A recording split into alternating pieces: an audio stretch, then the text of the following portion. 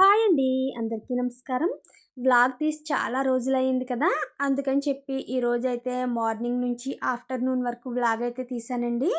ఇప్పుడు టైం వచ్చి మార్నింగ్ 6:30 అయింది. నేను మీకు వాతావరణం ఎలా ఉందో చూపిస్తున్నాను చూడండి. మాకైతే గత 5 రోజులుగా ఇలా మబ్బుగా చినుకులు పడుతూ ఉన్నది.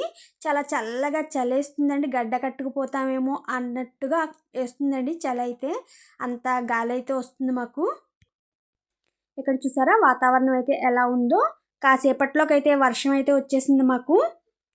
ఇక కిచెన్‌లోకైతే వచ్చానండి. కిచెన్‌లోకొచ్చి ఇక్కడ రైస్ కడిగి పెడుతున్నానండి. ఎందుకంటే క్యారేజ్ ప్రిపేర్ చేయాలి కదా!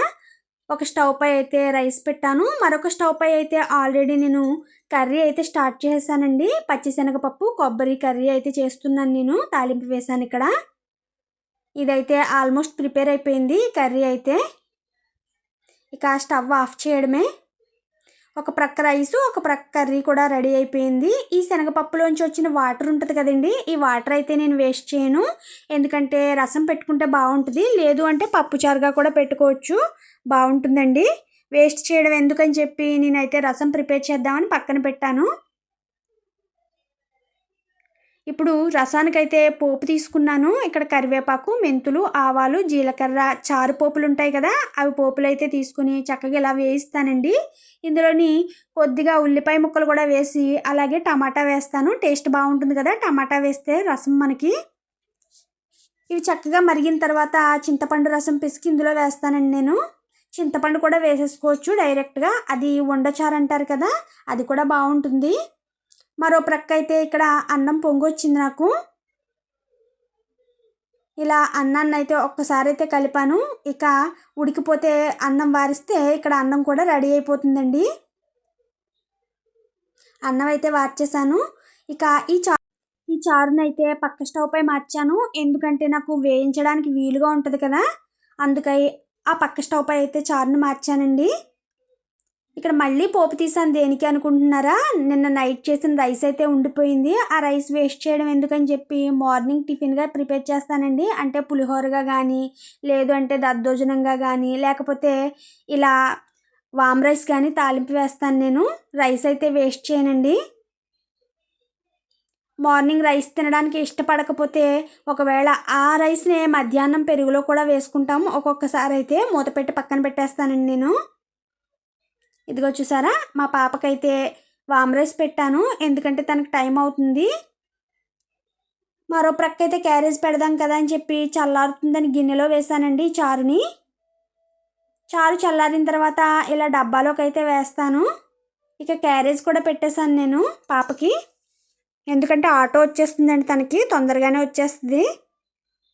ఇదిగోనండి క్యారేజ్ అయితే సర్దేశాను నేను. చారు అయితే ఇప్పుడు ఆఫ్ చేశానండి. పాపకి లేట్ అయిపోతుంది కదా అని చెప్పి ముందైతే తనకి చారు వేసేసాను. అలాగే రైస్ పై ఉన్న ప్లేట్ అయితే తీసేసానండి. అన్నం మెతుకులతో ఉంటుంది కదా అని చెప్పి తీసి ప్లేట్ మూత పెట్టాను. పాప అయితే వెళ్ళింది. ఇక కిచెన్ అంతా చూడండి ఎలా ఉందో చిందరవందరగా. పాప అయితే ఆటో వచ్చిందని చెప్పి సరిగా తినకుండానే వెళ్ళిపోయింది. ఇక ఈ గిన్నెలన్నీ కూడా క్లీన్ చేసుకోవాలి నేనేంటంటే కర్రీ అయిపోగానే రసం కానీ ఏదైనా సరే వాటిలో ఉంచనండి, తీసేస్తాను. రైస్ కూడా తీసేసేదాన్ని ఇది వరకు. కానీ తర్వాత రైస్ అలా వెంటనే ఖాళీ చేయకూడదని అన్నారని చెప్పి అలా వదిలేస్తున్నానండి. ఇక ఇక్కడొచ్చి కర్రీ మా హస్బెండ్ కోసం బీరకాయ కర్రీ అయితే చేస్తున్నాను. ఎందుకంటే ఆయన శనగపప్పు తినకూడదు. అంటే కొద్దిగా ఆయిల్ తక్కువ వేస్తాను. ఆయిల్ తక్కువ వేసి ఉల్లిపాయలు వేగిన తర్వాత ఈ బీరకాయ ముక్కలు వేస్తానండి. బీరకాయ ముక్కలు చక్కగా మగ్గిన తర్వాత కొంచెం సాల్టు, పసుపు వేసి వాటర్ అంతా దగ్గరికి వచ్చిన తర్వాత కారం వేసి వాటర్ పోసి ఉడికిస్తాను అంతేనండి కర్రీ అయితే. ఇక్కడ కూర అయితే ఉడుకుతుంది. ఈ కర్రీ కూడా అయిపోతే ఇక్కడ కిచెన్‌లో పనంతా అవుతుందండి. అంటే వంట వరకు కంప్లీట్ అయిపోతుంది నాకు. ఇప్పుడు మూత పెట్టి స్టవ్ సిమ్‌లో పెట్టానండి. మీకు చెప్పాను కదా గత 5 రోజులుగా మాకైతే వాతావరణం బాగుండటం లేదని. బట్టలైతే ముందు రోజువండి అస్సలు ఆరలేదు. వీటినైతే పైకి తీసుకొచ్చాను. పైన చూసారా ఒక నైటీ వేలాడుతుంది. నిన్న నైట్ బట్టలు తీసుకొచ్చేటప్పుడు ఆ నైటీ నాకు ఎందుకో కనిపించలేదండి. అలాగే వదిలేసాను నేను. ఇవి ఆరవేద్దాం కదా అని చెప్పి పైకి చూస్తే అప్పుడు నాకు ఆ నైటీ కనిపించింది. ఇక సర్లే అని చెప్పి వీటినైతే ఆరవేశానండి నేను. ఇవి ఆరేస్తుంటే గాలి విపరీతంగా వేస్తుందండి. క్లిప్ వెంటనే పెట్టకపోతే కింద పడిపోతాయి. అలా గాలేసిందండి. ఇదిగో చూసారా ఎంత గాలేస్తుందో. ఇక చిన్న చిన్న వారేస్తే ఎగిరిపోతాయండి. క్లిప్పులు పెట్టలేదంటే ఇక బట్టలు మన డాబాపై ఉండవు. ఇక కిందకు వచ్చిన తర్వాత కూర అయితే రెడీ అయిపోయింది. నాకు స్టవ్ ఆఫ్ చేసి ఈ కూరనైతే మరొక బాక్స్ గిన్నెలోకి అయితే తీస్తున్నానండి. బాక్స్లోకి తీసి పక్కన పెట్టేశాను. గిన్నెలన్నీ సింక్లోకి వేసి క్లీన్ చేద్దాం కదా అని చెప్పి, అలాగే ముందుగా అయితే నేను కూడా టిఫిన్ చేద్దాం కదా అని చెప్పి వామ్ రైస్ అయితే పెట్టుకున్నాను. ఈ వామ్ రైస్ తిన్న తర్వాత వాటర్ అయితే లేదండి, ఎందుకంటే ముందు రోజు ఈవినింగ్ అయితే కరెంట్ పోయింది. మాకు ఈవినింగ్ టైం వస్తుంది వాటరు.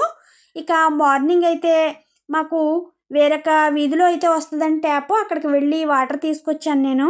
వాటర్ చూసారా ఎలా ఉందో పచ్చగా. మాకు కూడా అలాగే ఉంటుందండి. వాటర్ అసలు బాగుండదు తాగడానికైతే, వాడుకోవడానికి అంటే ఎసరు పెట్టుకోవడానికి అలా వాడతాను నేను.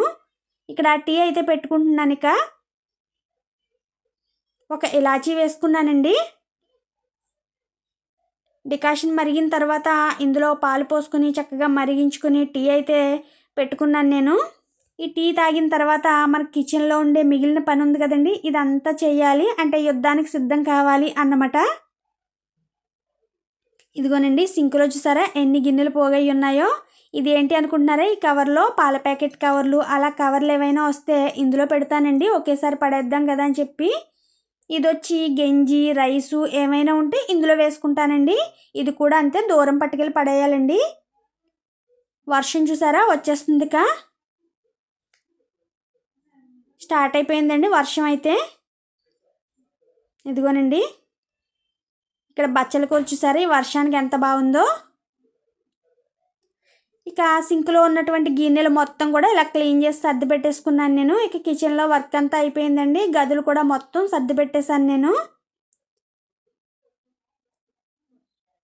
ఇదిగోనండి కిచెన్ ఎలా సర్దుకున్నానో నేను. అన్నం కూరలు అన్నీ రెడీ అయిపోయాయి. మధ్యాహ్నం వరకు కిచెన్లోకి అయితే రానవసరం లేదు. బీరకాయ కర్రీ అండి, మీకు చెప్పాను కదా ఉడికిస్తాను జస్ట్ ఈ కూర అంతే, మసాలాలు అవి ఏం వేయను. ఇది వచ్చి చారు, పప్పులో ఉన్నటువంటి వాటర్తో పెట్టిన చారు ఇది. ఇది శనగపప్పు కొబ్బరి కూర అండి. నాకు పాపకి కూర అయితే చేసుకున్నాం. ఇక గదులు కూడా సర్ది పెట్టేశానండి నేను. హాల్ అండి, హాల్లో కూడా చక్కగా దివాన్ కట్ అది సర్ది పెట్టేసుకున్నాను నేను.